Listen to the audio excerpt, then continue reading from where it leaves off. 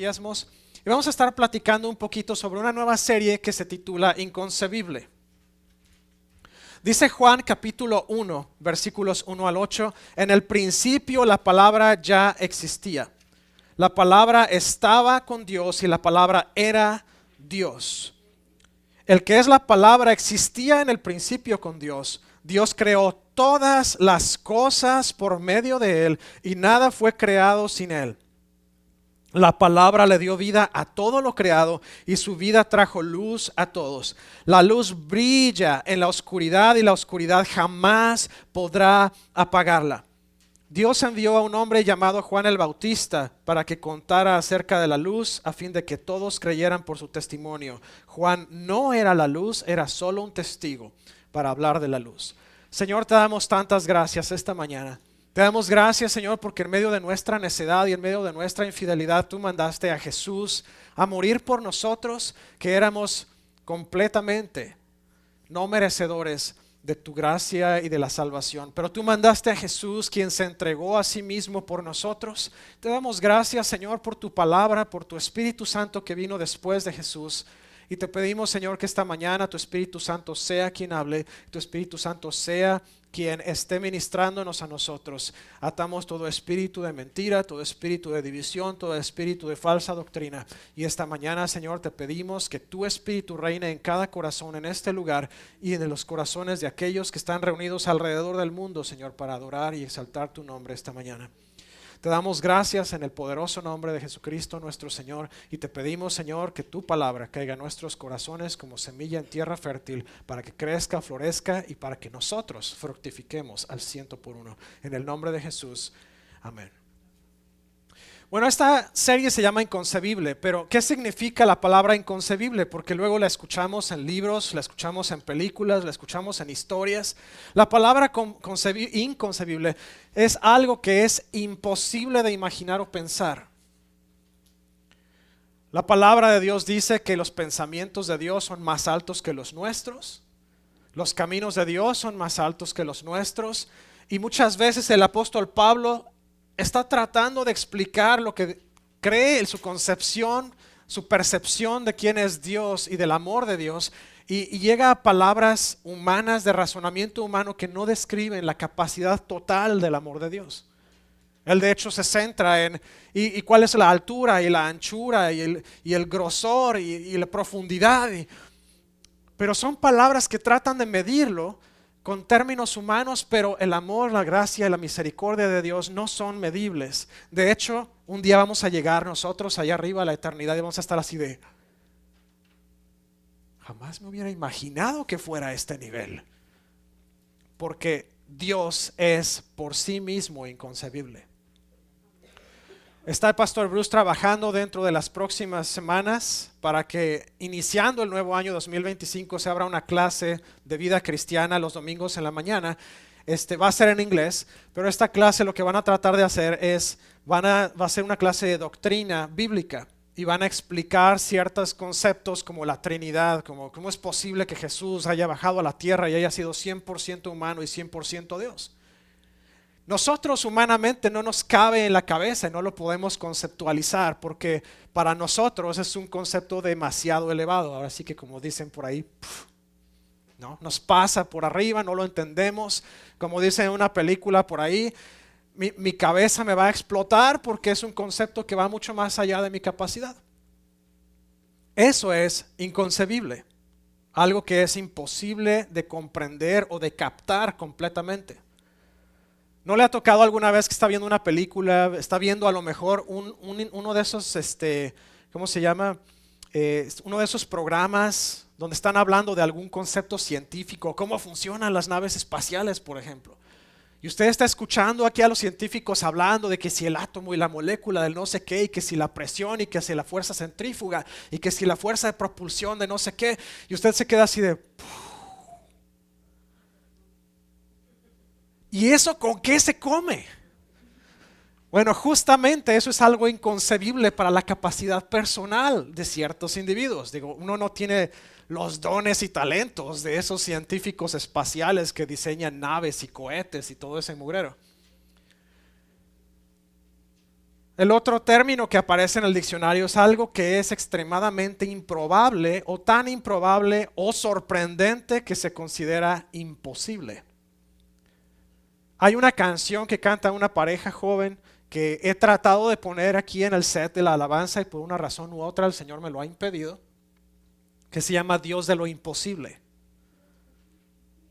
Esa canción de Dios de lo imposible expresa justamente lo inconcebibles que son los conceptos de Dios para nuestra vida. Porque Dios es un Dios que, a pesar de que había un hombre paralítico de 40 y tantos años en el estanque de Betesda, Jesús llegó y dijo: no, hombre, levántate, agarra tu camilla y vete. ¿Ah? Que te dije que te pares, papá, levántate. Tantos años tirado en el piso, párate. Muévete, mueve las patrullas, ¿no? Decía mi jefe, mueve las patrullas. Y así como ese, un hombre que nació ciego, y un hombre que nació paralítico, y un hombre que nació sordo, y todo esto para nosotros es inconcebible, pero para Dios es así de, yo te creé, yo sé que está mal, yo puedo cambiar la pieza precisa que te falla en tu sistema. Dios es un Dios inconcebible. Si se acuerdan cuando hablamos de los cuatro diferentes libros de los evangelios, un mismo retrato de Jesús, hablamos sobre los evangelios y hablamos de que Mateo, un hombre cobrador de impuestos, judío, escribió al pueblo judío. Luego hablamos de que Marcos fue ese muchacho que de lejos seguía a Jesús y escribió uno de los evangelios más cortos de todos. Y este hombre se dirigió a los romanos en específico. Y después tuvimos a Lucas, el doctor Lucas, que no nada más fue quien escribió el libro de Lucas, pero escribió también el libro de Hechos como secuela de su libro. Y este hombre escribió a los griegos, a Teófilo, justamente un hombre griego importante. Pero Juan trata de probar tanto a judíos como a gentiles que Jesús era y es y seguirá siendo el Hijo de Dios. Y no solamente está tratando de probarlo, pero está invitando a toda la gente a venir a Él. Porque no nada más vivimos con la idea de que sí, Jesús existe y Jesús está ahí arriba y Jesús está con la centella en la mano y si me porto mal me la va a dejar caer. Pero sabemos que Jesús es un hombre que vino a la tierra para padecer como nosotros y entendernos a nosotros y podernos traer el perdón a través de su experiencia personal. Él utilizó su encarnación para poderse hacer hombre y para poder ser la persona que entendiera al hombre a la perfección. Para poder entregar su vida por nosotros y para podernos sacar de la esclavitud del pecado. Jesús fue esa clave que restauró la relación entre Dios y los hombres. De hecho, el apóstol Pablo lo pone de una manera bien interesante. Él habla del primer Adán, que fue justamente el primer ser humano creado por Dios, que fue quien abrió la puerta de la creación, del pecado hacia la creación. Pero está el segundo Adán, quien no pecó, llegó hasta la muerte y muerte de cruz sin haber cometido pecado ni error, y por la sangre de ese segundo Adán es que usted y yo estamos hoy en este lugar. Fíjese, Salomón en Reyes escribió algo bien interesante cuando terminó él o estaba en el proceso de construcción del templo. Salomón dice: pero ¿es verdad que Dios morará sobre la tierra? He aquí que los cielos de los cielos no te pueden contener, cuanto menos esta casa que yo he edificado. Salomón entendía el concepto perfecto de quién es Dios y no lo podemos meter en un cajón. Él conocía lo inconcebible que es Dios, que a pesar de ser quien era, la presencia de Dios estaba entre los hombres. Y la presencia de Dios irradiaba de esa arca que después se convertiría en el corazón del templo y que sería la señal de que Dios estaba con su pueblo.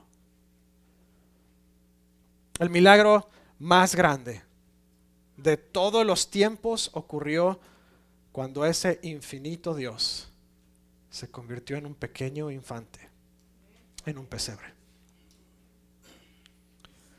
vamos a estudiar 3 principios. El primero es que Jesús es Dios. A Jesús nadie lo creó, Jesús existe, ha existido y existirá por siempre, porque Jesús es el mismo Dios. Y por eso dice Juan en el principio de su libro, en el principio la palabra o el verbo, si usted está leyendo la versión Reina Valera, era con Dios y el verbo era Dios. Está estableciendo que Jesús era Dios desde el principio. Todas las cosas fueron creadas por medio de Él. Dios habló la palabra y la palabra creó todo lo que conocemos ahora. En su forma original, porque hay tantos electrónicos que obviamente no existían entonces. Y es por eso que Daniel habla de las 4 ruedas que vuelan con ojos por todos lados. Drones con cámaras parece que eran. Jesús existía eternamente y seguirá existiendo eternamente en una relación perfecta entre Dios Padre, Jesús y el Espíritu Santo. Jamás se desprendió esa relación. De hecho, la prueba más impresionante que tenemos de Jesús siendo hombre en perfecta conexión con Dios Padre son todos esos momentos en que los discípulos estaban escribiendo en sus libros y dijeron, Jesús se fue al monte a orar. Y Jesús salió a orar. Y Jesús fue a orar. Y Jesús estuvo en oración y siguió en oración porque su relación con Dios existía desde el principio y tenía que continuar aún siendo hombre. ¿Y sabe qué? Nos hace falta mucho a todos nosotros para alcanzar la relación que Jesús tiene y tenía con el Padre y seguirá teniendo. Un día vamos a llegar allá arriba, vamos a estar así de todo lo que me faltaba por caminar, señores. Y yo pensé que oraba 24 horas a la semana, 24 horas al día. Todo lo que me faltaba. Es increíble. Cuando pienso en Jesús y pienso en esos pasajes donde se transfiguró y aquel donde veían, estaban ángeles sirviéndole. Y me quedo pensando, para que lleguemos nosotros a ese grado, nuestra relación con el Padre tiene que ser perfecta, impecable. Nos falta mucho a todos. Jesús no solamente es el Dios eterno, pero es un creador eterno. Jesús es la fuente de todo. Jesús fue esa fuerza que hizo que todas las cosas ocurrieran. Y no es solamente una fuerza, pero es una persona. La segunda persona de la Trinidad es nuestro Salvador, es nuestro Señor. Jesús no solamente es una fuente de vida eterna, pero es una fuente de luz eterna. De hecho, me fascina cuando llego al Apocalipsis en mi lectura bíblica y dice que no hacía falta sol porque la luz de Dios ilumina todas las 24 horas del día, si es que todavía se mide el tiempo en ese momento. Y por eso cantamos luz verdadera, porque sabemos que Jesús es la verdadera luz de todo. Y cuando el mundo nos está abrumando con todas estas tinieblas y todo este mugrero que está sacando ahora, nos acercamos a la palabra de Dios y sentimos cómo se enciende una luz en medio de nada. Hay un momento bien interesante, y esto lo llegué a ver yo cuando estábamos allá en la base misionera. Hay un punto en el lugar cuando está todas las luces apagadas, es medianoche, entre las 12 a 2 de la mañana. Es uno de los puntos más oscuros de la noche en ese momento. No hay luces de nada y usted sale hacia alguno de los jardines o de alguno de los lugares ahí en la base y no puede ver más allá de su nariz. Si hay luna, el sol refleja un poco la luz de la luna, pero cuando no hay luna, no se ve absolutamente nada. Si entra usted a una caverna, si no trae prendida una lámpara, usted no va a poder ver ni siquiera sus pies. Y eso es el mundo allá afuera. Estamos viviendo en un mundo con tantas tinieblas, con tanto odio, con tanta animadversión en contra de la palabra de Dios, que la gente no sabe para dónde ir, pero lo único que tenemos que hacer es abrir la palabra de Dios, que es la luz.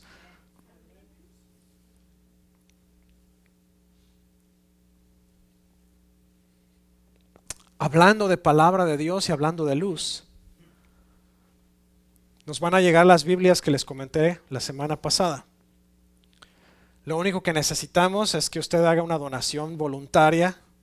Los recomendados son $10, pero si usted no tiene para pagar una Biblia, no pasa nada. Usted se acerca y la pide. Lo que es importante es que usted tenga una Biblia de estudio en la casa, porque si usted sabe cómo encender la luz, usted va a hacer luz. Usted no puede conocer a un Dios de quien no intenta averiguar nada, de quien no investiga, de quien no lee. Lo único que le vamos a pedir es que tome una Biblia por familia. Que la iglesia no está pagando $10 por las Biblias, estamos pagando alrededor de $15.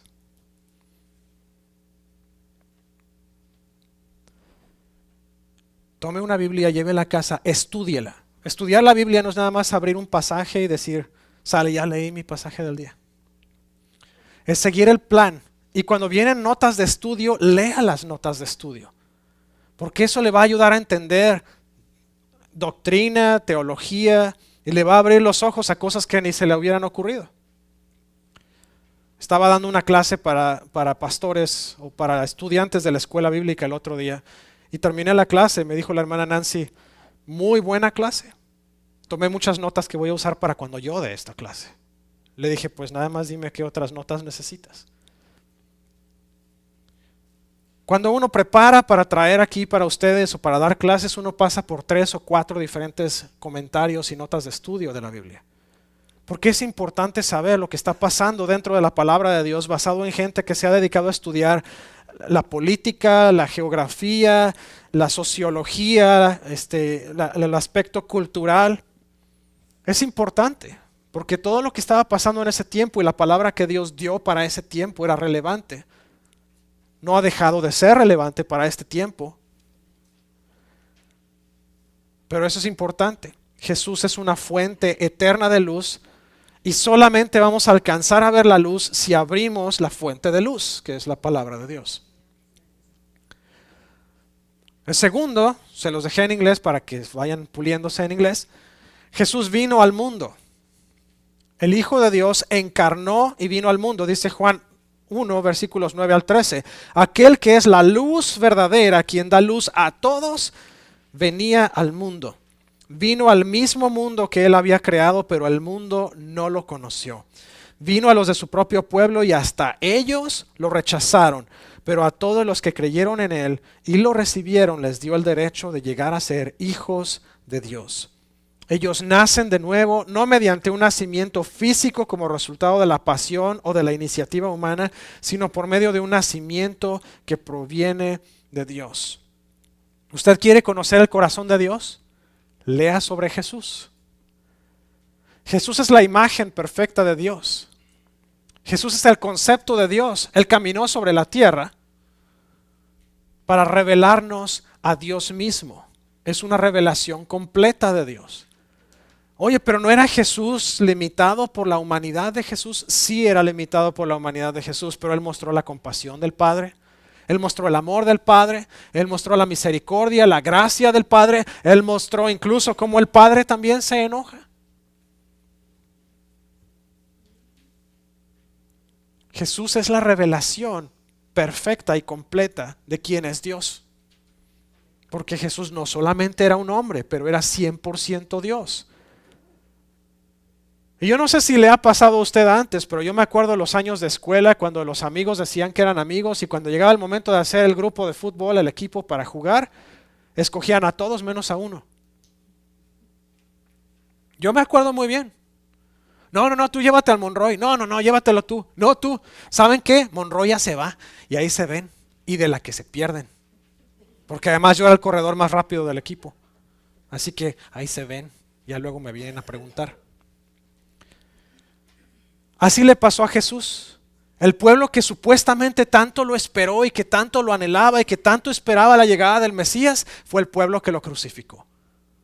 Fue ese mismo pueblo que cerró los ojos y a pesar de que Jesús les trató de enseñar quién era Él y les trató de llevar la palabra y les trató de enseñar y revelar el reino de Dios, la gente lo rechazó completamente. Lo rechazó al punto de llevárselo hasta la cruz, porque a la gente le gustaba vivir en la oscuridad debido a su maldad. Y hoy día es igual. Si se para usted en medio de una de esas marchas, manifestaciones pacíficas, y usted dice, Cristo te ama, usted va a salir apedreado si bien le va de ahí. Y digo si bien le va porque se ponen peores esas. ¿Por qué? Porque la gente le gusta estar en su maldad y la maldad los lleva a vivir en tinieblas porque no pueden soportar la luz. Dice la palabra de Dios que las tinieblas y la luz no tienen absolutamente nada que ver juntas. Y como el diablo es el enemigo primario de Dios y es el que más odia a Dios y es el que más nos odia a nosotros como seres creados por Dios, entonces es el que más se va a oponer a usted. Y si usted va en medio de una de esas situaciones y dice, Cristo te ama, ellos no pueden ver la luz. No sé si le ha pasado que usted está en un cuarto oscuro bien dormido y de repente alguien llega y le prende la luz. Usted no puede ni abrir los ojos, está así, ¿qué estás haciendo? Y le tarda como media hora en abrir los ojos. Eso les pasa a ellos. Su espíritu está tan entenebrecido que cuando usted enciende la luz, ellos no la pueden ver de inmediato. Les duele ver la luz. Y es por eso que es tan difícil que una persona que ha vivido en pecado por tantos años se convierta, porque la luz les va a doler. Pero es como el ejercicio. Sabe uno que duele al principio, pero el resultado es bien bueno. Dice Juan, capítulo 3, versículo 19, esta condenación se basa en el siguiente hecho. La luz de Dios llegó al mundo, pero la gente amó más la oscuridad que la luz porque sus acciones eran malvadas. Hay veces que me cuesta trabajo ponerme a jugar con los niños en la casa, porque cada vez que me pongo a jugar con ellos, alguien resulta siendo el bad guy, el malo del cuento. Y llegó el momento así de, bueno, ¿por qué de ser una familia que íbamos a la iglesia y que estaba casándose las personas en la iglesia, de repente llegamos a puro maldoso que están viendo a ver cómo se meten a la iglesia y se roban el carro del pastor? ¿Qué es eso? Eso no es lo que les he enseñado, jóvenes. Pero muchas veces, no sé si es por los programas. No creo que sean los programas de televisión que ven, a lo mejor las películas, a lo mejor cuando me ven a mí jugando algún juego de video. Pero, ¿por qué es tan interesante ser el malo del cuento? Siempre termina en el bote. Que yo siempre soy el policía y de todas maneras terminan mal. Pero ¿por qué es tan interesante ser el malo del cuento? Porque la humanidad nos va a llevar a ser así. En alguna forma, cuando alguien nos habló de Cristo, nos costó trabajo venir a Cristo. Porque había algo en nosotros que estaba haciendo ruido. Yo llegué a Cristo rápido, fácil, pero por ahí de mis entre 18 y 20 y tantos años de edad, mi familia están de testigos de esto, me convertí en uno de los, no perseguidor de la iglesia, pero uno de los críticos más grandes que la iglesia ha tenido. ¿Y por qué fue? Porque algo dentro de mí hizo muchísimo ruido. Alguien hizo algo malo dentro de la iglesia que me causó tanto problema a mí emocionalmente que terminé separándome de la iglesia por años. No fue sino hasta el 2007 que Dios me dio una patada en el rabo y terminé en la base misionera, que fue cuando Dios se encontró conmigo de nuevo. Y qué encontronazo me dio, por cierto. Pero a todos nos ha costado. La luz, cuando hemos vivido en tinieblas, duele en los ojos. Y muchas veces nos vamos a tapar de la luz todavía. Y en cuanto cierre usted un ojo, se va a quedar dormido otra vez. Porque así pasa.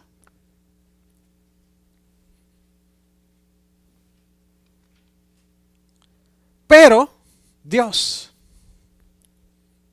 dice también Juan más adelante,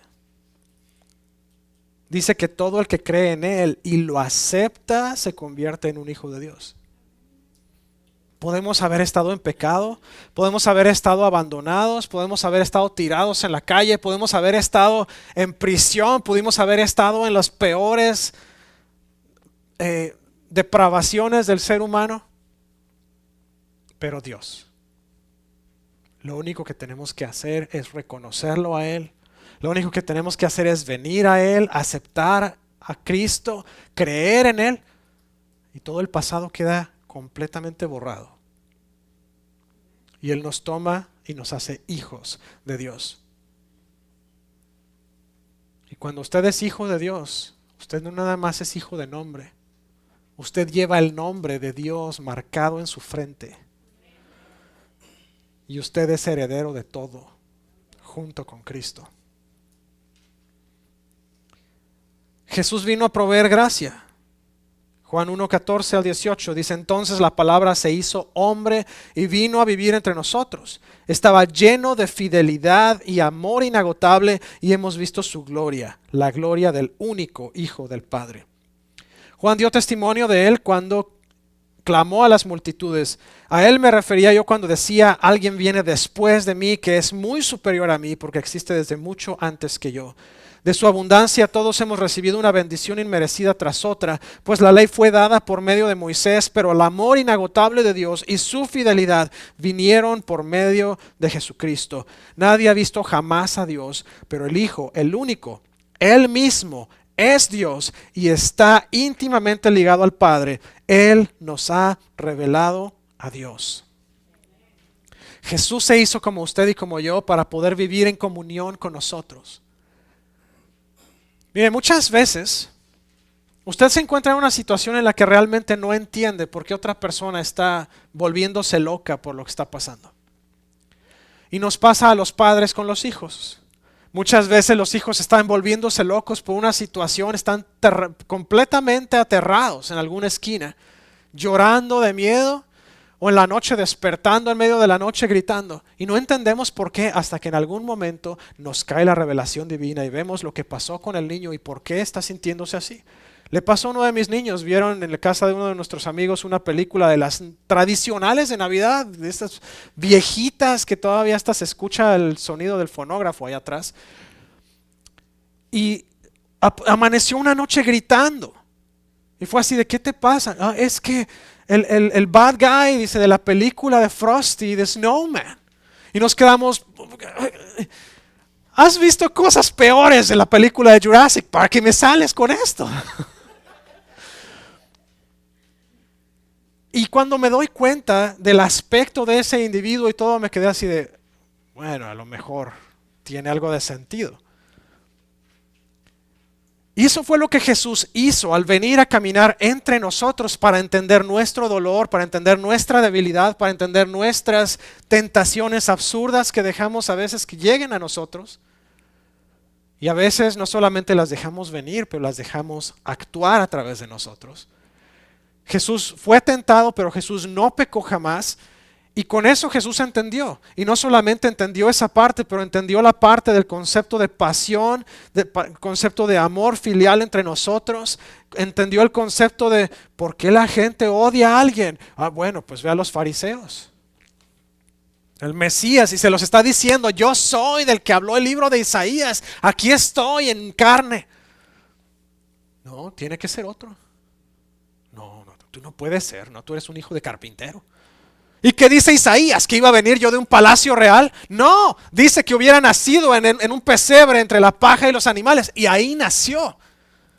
Pero no lo pudieron ver, porque amaban más sus propias cosas y su propia creencia y sus propios cultos raros que crearon ellos mismos. Porque amaban más el respeto, la popularidad y el poder que dejar al Mesías obrar a través de ellos.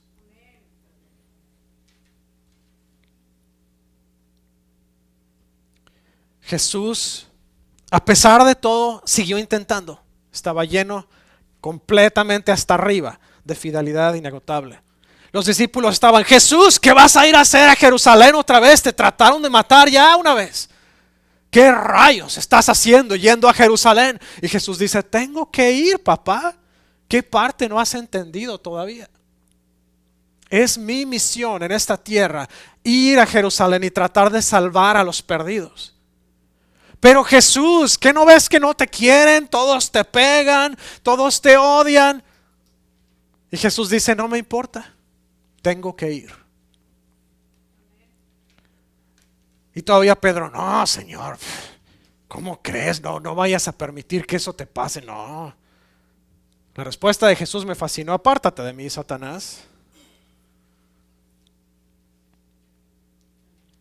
Nuestra carne se va a oponer. Jesús vino a esto, pero Jesús en su fidelidad trató de salvarlos vez tras vez tras vez. Llegó el momento en que Jesús tuvo un encuentro fuerte con ellos y les dice: generación de víboras, son ustedes como sepulcros blanqueados porque están hermosos por fuera, están llenos de huesos de muertos por dentro. Pum, eso los encendió en ira y se aventaron otro gallito. Y si usted ha visto peleas de gallos, sabe de lo que estoy hablando. Jesús entiende nuestras necesidades porque Él caminó con nosotros. Y a través de ese entendimiento de nuestras necesidades, Él suple sobreabundantemente para nuestras necesidades. Jesús sabe que llegamos a momentos de debilidad y Jesús sabe que tenemos momentos de tentación, y ahí es donde la gracia de Jesús sobreabunda para nosotros. Nada más tenga cuidado, como dice Pablo en Romanos. Entonces, ¿qué? ¿Pecaremos para que abunde su gracia? De ninguna manera, porque el que peca deliberadamente no tiene remisión de pecados. Ay, pastor, es que yo la riego y la riego y la riego. Pues ya somos dos, hermano. Y si seguimos contando, vamos a hacer un montón más. Porque somos seres humanos, todos la regamos. Simple y sencillamente, somos gente que somos débiles, y no estoy para nada justificando el medio.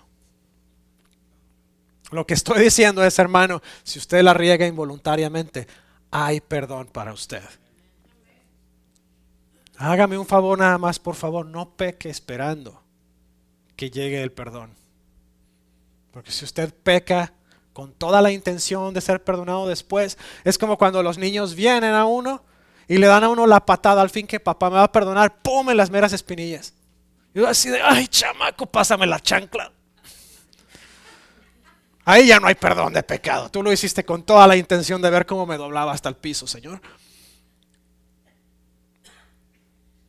Jesús nos reveló la plenitud de Dios.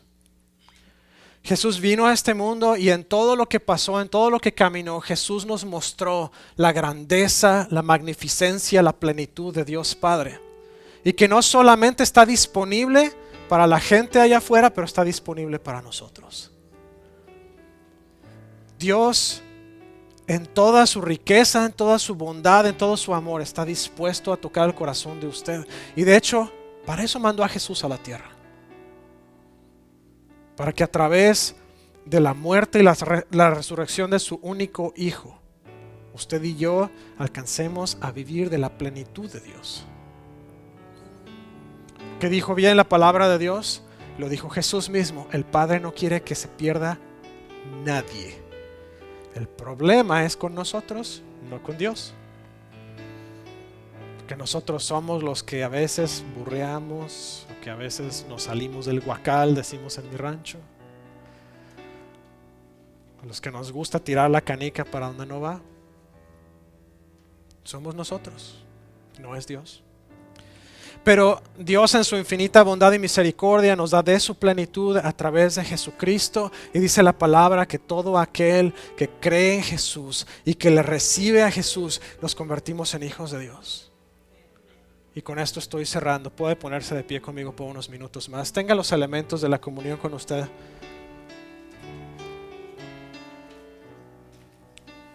Jesús vino hace más de 2000 años en forma de un pequeño inocente bebé que creció a través de los años a convertirse en un adulto joven a los 33, cuando su ministerio estaba al final del proceso, y fue sentenciado a muerte. Pero la muerte de Jesús no fue en vano. De hecho, dice la palabra de Dios que por la sangre que derramó Él en la cruz, todos nuestros pecados, toda nuestra maldad son perdonados. Dice la palabra que por las llagas de Jesús somos sanados. Dice la palabra que el precio fue pagado por Él porque no había remisión de pecados sin derramamiento de sangre. Y la palabra dice que la sangre de Jesús fue derramada en su totalidad hasta la última gota. Dice la palabra que cuando vinieron a traspasarlo para ver si estaba ya muerto o no, traspasan su costado y salió en las últimas gotas de sangre y salió agua. Ya no había más que tenía que dar. Lo dio todo. Y si usted está en este lugar esta mañana, usted nos está viendo en línea, nos está escuchando, a través de los medios, el podcast, y usted dice, yo quiero recibir a Jesús, quiero creer en Jesús hoy, quiero entregarle mi vida hoy. Este es el momento preciso. Jesús está llamando a la puerta y si usted abre la puerta, Jesús va a entrar. Y cuando entre le va a ayudar a limpiar toda la casa. Porque así es Jesús, le gusta todo en orden. Dios es un Dios de orden. Si está listo, vamos a orar. Si usted no está haciendo esta oración, le pido nada más que esté orando en el Espíritu. Dice la palabra que no podemos acercarnos a tomar de los elementos de la cena del Señor sin tener un corazón digno. Eso significa que si hay pecado oculto en nosotros, tenemos que dejarlo atrás. Tenemos que pedir perdón. Tenemos que pedir justificación de parte de Dios otra vez. Así que póngase a orar, váyase poniendo de una vez al tanto. Si usted está haciendo esta oración para recibir a Cristo Jesús en su corazón por primera vez, vamos a orar. Así que donde usted está en voz alta, repita las siguientes palabras. Señor Jesús, te doy gracias por el sacrificio máximo que hiciste en la cruz. Esta mañana te pido perdón y yo creo que tú me puedes perdonar y me quieres perdonar. Tú tienes el poder, fue ese mismo poder con el que Dios Padre te levantó de la muerte. Esta mañana te entrego mi vida, te invito a entrar a mi corazón. Te confieso como mi único Señor y Salvador. Te doy a ti toda la gloria, la honra, la alabanza, el dominio, el honor y el poder, por siempre y siempre. Y te entrego el control de mi vida. En tu nombre, Jesús. Amén. Si hiciste esta oración, contáctame al 918-272-5219 o a fmonroy@wasofirst.com. La información está apareciendo en la pantalla ahorita. Si estás en este lugar, acércate al final. Quiero darte unas palabras de ánimo y decirte qué sigue en tu caminar cristiano. No porque sea una obligación, pero para que te ayude a crecer más como hijo de Dios. Vamos a orar para recibir la cena del Señor. Dios, te damos tantas gracias esta mañana. Gracias porque tú en tu bondad y en tu misericordia, Señor, te compadeciste de nosotros y mandaste a Jesús a entregar su vida en la cruz por nosotros. Esta mañana, Señor, te pedimos que tú te muevas de una manera excepcional en nosotros. Limpia toda maldad, limpia todo pecado que pueda estar todavía, Señor, sin confesar en nuestra vida. Te pido en el nombre de Jesús que nos limpies, que nos purifiques. Señor, ayúdenos a ser dignos de recibir este pan y esta copa, Señor, que representan tu cuerpo y tu sangre que tú entregaste por nosotros. Dice la palabra de Dios que Jesús, la noche que iba a ser entregado, Él se acercó a la mesa. Él estaba en la mesa, tomó el pan. Él partió el pan y se lo pasó a los discípulos y les dijo: este pan representa mi cuerpo que va a ser hoy entregado por ustedes. ¿Sabe? Cuando una persona pecaba, tenía que pasar por un proceso, pero muchos de los pecados involucraban muerte. De hecho, todo el pecado lleva a la muerte, pero algunos de ellos involucraban un castigo físico. Y Jesús entregó su cuerpo para ser castigado físicamente por usted y por mí. Te damos gracias, Jesús, porque fue tu cuerpo el que llevó la marca de nuestro pecado. Fue tu cuerpo el que llevó el castigo de nuestro pecado. Te damos gracias porque tú te entregaste a morir por nosotros y porque no mereciéndolo tú nos diste tu gracia infinita y tu misericordia, Señor. Y a través de este sacrificio tú nos abriste la puerta hacia los cielos y ahora podemos gozar de vida eterna. Te pido, Jesús, que nos ayudes a recordar que tú pagaste el precio. No es nada que nosotros hayamos hecho, no es nada que nosotros hayamos intentado hacer, no es nada que nosotros pudiéramos haber hecho, porque es por tu gracia y es por tu misericordia y no es por nuestras fuerzas. En esta hora, Señor, nos entregamos total y completamente a ti. Te decimos, Jesús, te amamos, te damos a ti la gloria. Y te pedimos, Señor, que nos ayudes a recordar que fue tu cuerpo el que pagó el precio y llevó las marcas de nuestro castigo. Gracias, Jesús, porque sin ti no lo hubiéramos alcanzado. Esta mañana tomamos este pan recordando el castigo que tú llevaste por nosotros, tu cuerpo que fue molido en la cruz, para darnos vida y libertad esta mañana. Gracias, Jesús. Compartamos el pan, hermanos.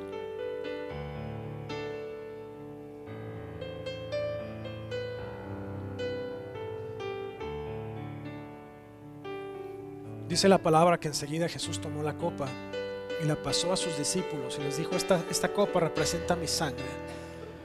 La sangre que es derramada por ustedes hoy es una sangre que representa un nuevo pacto. En el antiguo pacto, la remisión de pecados se hacía a través de sacrificar a una oveja de un año que fuera sin mancha, sin defecto.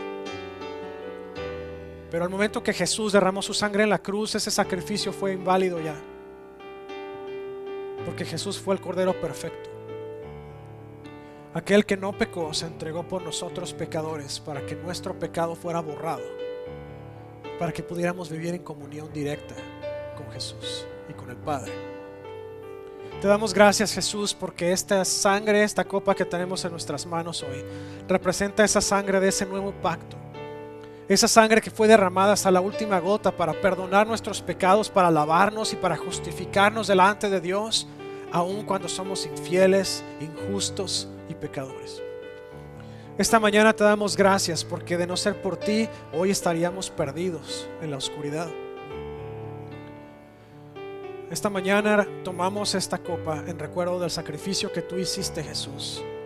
Te damos gracias por todo lo que has hecho por nosotros y ponemos nuestros ojos en ese día glorioso en que tú volverás entre las nubes para llevarnos contigo de regreso al paraíso, y en ese día en que vamos a participar de la mesa y de la copa junto contigo, cuando se junte todo el pueblo que te aceptó como su Señor y Salvador, y que nos juntamos en uno a esas bodas del Cordero, en ese día glorioso en que tu reino será confirmado.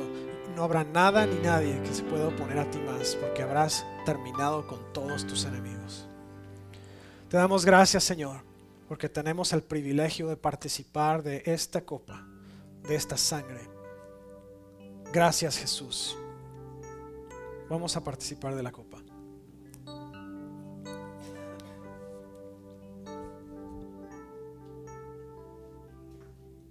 Señor, te damos tantas gracias. Gracias porque es por tu misericordia y tu gracia. Gracias porque es a través de Jesús y de su sacrificio en la cruz. Señor, no hay nada que nosotros hubiéramos podido hacer. Simplemente somos imperfectos, pero Jesús lo hizo todo. Gracias, Señor, por ese bebé que vino a nacer en las condiciones más humildes, en ese pesebre, en medio de paja, en medio de animales, envuelto en pequeños pañales. Gracias porque ese bebé indefenso se convirtió en el Salvador de la humanidad. Se convirtió en ese guerrero poderoso que un día derrotará a todos sus enemigos por completo y los pondrá en ese lugar de tormento eterno para que nosotros podamos vivir contigo por la eternidad. Gracias por ese bebé, Señor, que nos enseñó a caminar en esa relación tan cercana y tan íntima contigo. Gracias, Señor, por cada paso que ese pequeño bebé dio, porque cada paso que Él dejó, Señor, en esta tierra fue una pisada que nos cuesta mucho trabajo alcanzar a igualar, pero sabemos que un día vamos a ser tal como Él. Gracias, Señor, porque lo trajiste a ser un modelo para que aspiremos a llegar a ser como Él. Aunque sabemos que en esta vida no vamos a alcanzar nunca llegar a ser como Él, pero un día, cuando estemos en la eternidad, vamos a llegar a ser exactamente como Jesús.